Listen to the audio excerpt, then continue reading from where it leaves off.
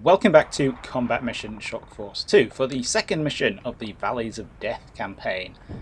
Last night the insurgents decided to wake us up early by driving car bombs at Combat Outpost Able and generally getting themselves shot. Now First Platoon is heading outside the wire for the first time. We have a short list of objectives. Firstly, we need to do some BDA or Battle Damage Assessment after the morning's fighting. This essentially involves going out to see what happened. Did we inflict any casualties? Did we inflict any collateral damage? Did the enemy leave anything behind that might provide us with any information? That kind of thing. So we have what I assume are a series of touch objectives to check out the ruined farm and 2 spots in the nearby village of Der Atel. It's not impossible that stray rounds, ricochets or artillery fragments have found their way into the village. I'm also to recce the Western Hill. Hopefully this is a precursor to establishing a supporting outpost up there to stop the enemy from exploiting it, and I've also got to go and visit the village in the eastern woods so we can have a chat with the locals over there.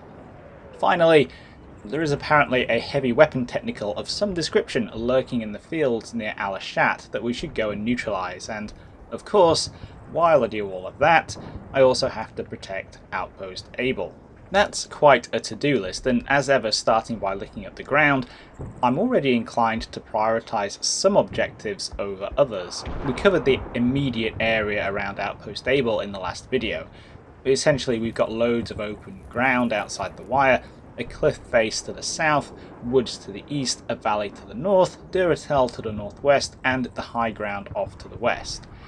Now the map's expanded, it looks like we've got an unnamed settlement 600 metres across a valley to the southeast, and coming off the outpost's plateau to the north, we've got a deep valley with an east-west road running through it.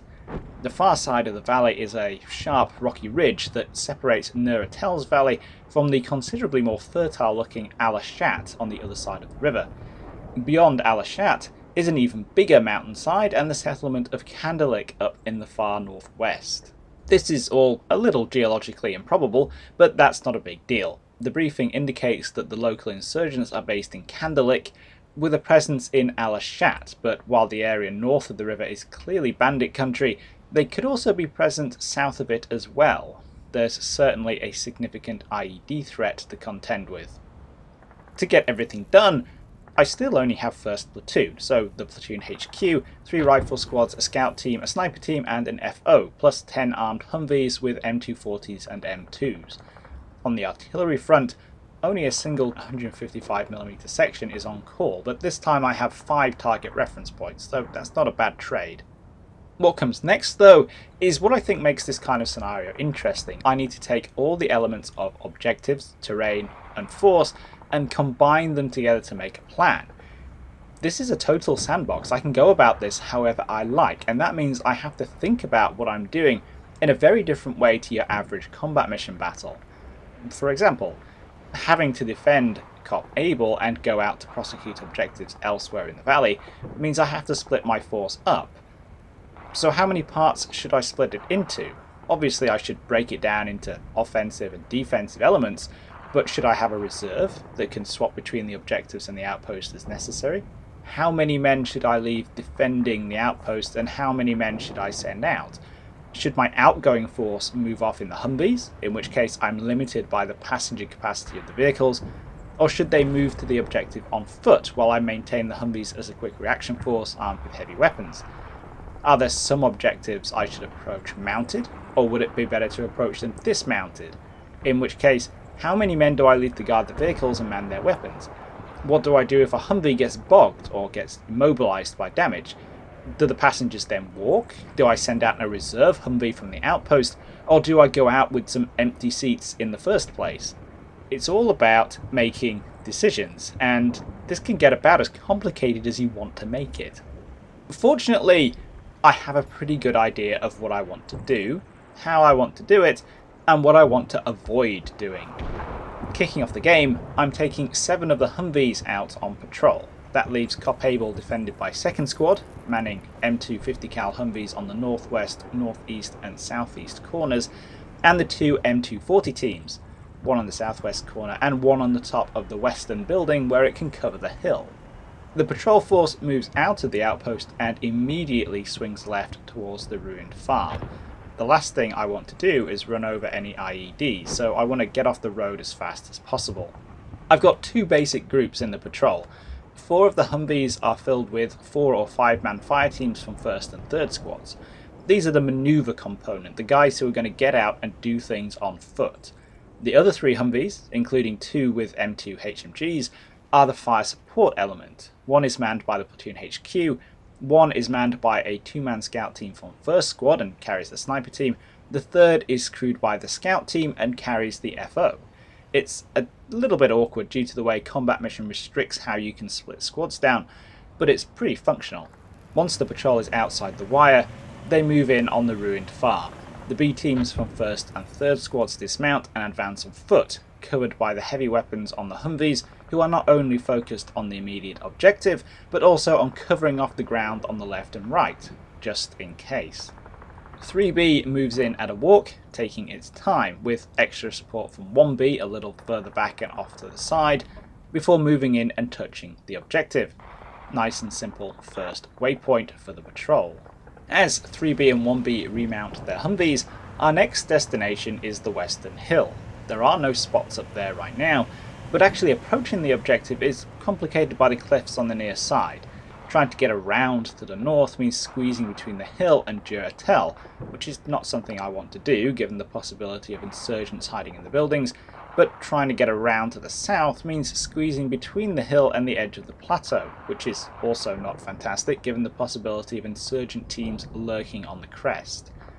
The southern route is the lesser of two evils though, especially as the patrol can benefit from support from combat outpost Able. So they move off again. The manoeuvre teams roll right up to the base of the hill, while the fire support teams shift left to the valley side, where they can get better angles on the south side of the West Hill.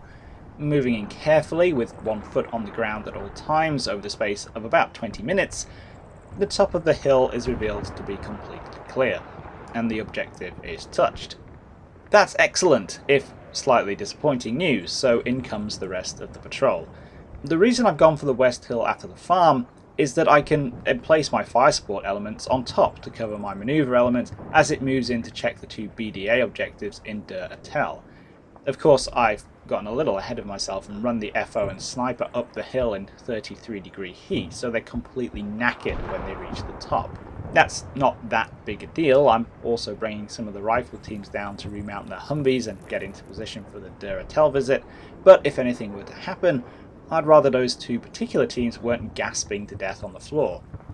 At least while he catches his breath, the FO has something to do.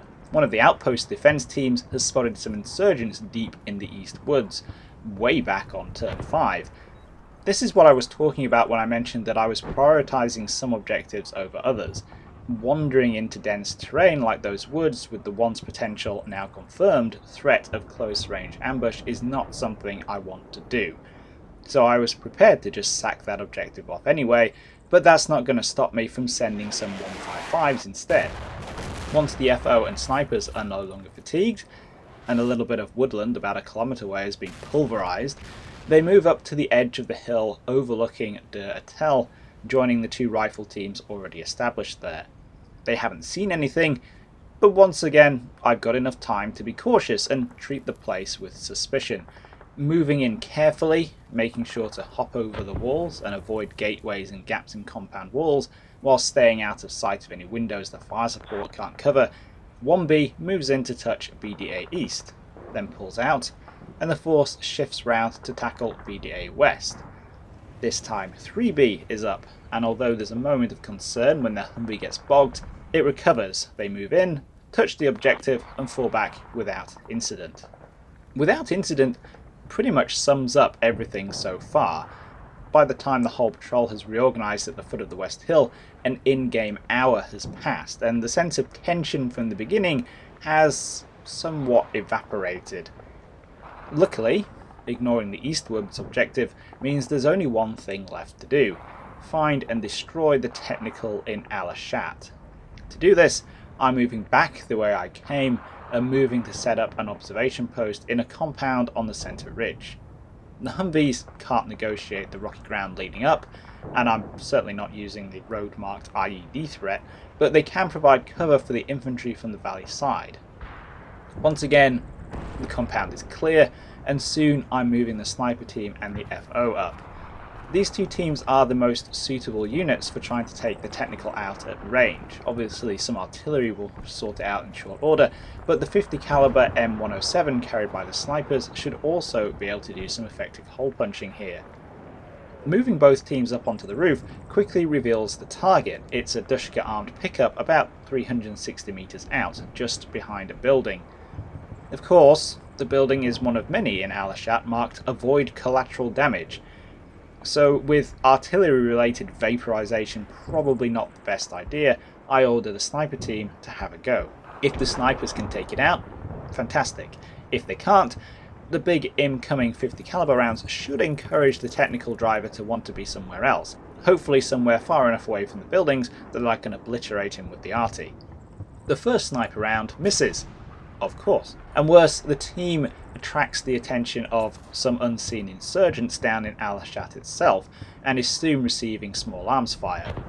The second round is on target, but of course I forgot the sniper will be aiming for the technical's centre mass, which from this angle means he's not hitting any of the crew or the engine, so despite landing a few more hits, the technical manages to reverse away into the tree line and disappears, with nothing to show for my efforts except some stylish speed holes. That's pretty disappointing, but as the sniper team scurries downstairs to avoid catching any bullets, I can still pummel the last known location of the technical with the 155s. Despite being tempted to just annihilate the entire tree line with the remaining 70 rounds, I go for a precision mission. After a couple of minutes, the rounds come in, and a column of black smoke appears. So unless there's another vehicle hiding in that exact spot, it looks like mission accomplished. With all the objectives I'm prepared to tackle complete, and no requirement to manually head back down to Cop Able, it's time to cease fire. I haven't taken any casualties whatsoever, and the enemy have lost the technical and its 3-man crew, along with 8 other men, 7 in the East Woods, who were taken out by the arty, and 1 in Alashat, who was nailed by the snipers at the end. It's a tactical rather than a major or total victory, I assume because I avoided visiting the forest village, which I'm entirely happy about. I'd rather have all my pixel truppen alive. That, I think, highlights one of the potential drawbacks to this kind of modern counterinsurgency sandbox, that the best result, or almost the best result, is for very little to happen. There's a conflict between risk management, like not driving straight into a likely ambush position, and excitement. The more shooting there is, the more likely the player is screwed up somewhere, but the less shooting there is, the less entertaining it is for the player. That said, and it's only my opinion, I suspect there's going to be much tougher risk management decisions and considerably more shooting as the campaign progresses. This is only the second mission after all. Hope you all enjoyed this. It's quite difficult putting 80 minutes of driving and walking into a video. With any luck, the insurgents will come back for another go tonight.